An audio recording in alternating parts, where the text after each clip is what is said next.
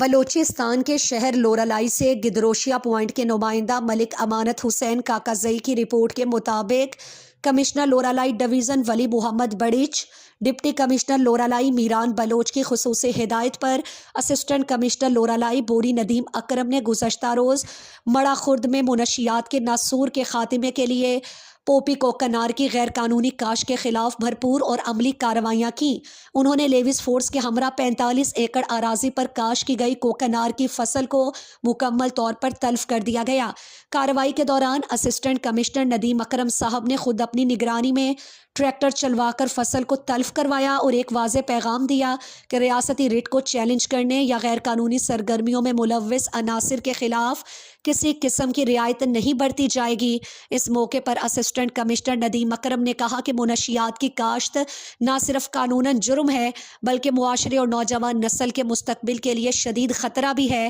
تحصیل میختر اور تحصیل بوری میں کوکنار کی کاشت کسی صورت برداشت نہیں کی جائے گی اور اس کے خلاف زیرو ٹالرنس پالیسی کے تحت کارروائیاں جاری رہیں گی۔ انہوں نے عوام سے بھی اپیل کی گئی کہ وہ قانون نافذ کرنے والے اداروں کا مکمل ساتھ دیں تاکہ علاقے کو منشیات سے پاک اور پرامن بنایا جا سکے اور اپنی نوجوان نسل کو اس لعنت سے بچا سکے۔